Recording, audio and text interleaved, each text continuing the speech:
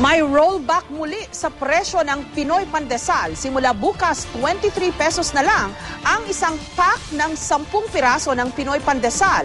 Piso ang natapya sa presyo nito dahil nanatiling mababa ang halaga ng imported flour.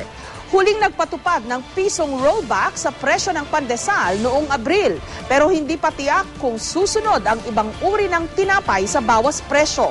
Ayon sa Philippine Federation of Bakers Association, hindi pa nararamdaman ng mga panadero ang sinasabing rollback ng mga flour miller sa presyo ng isang sako ng harina na nasa 840 pesos ngayon.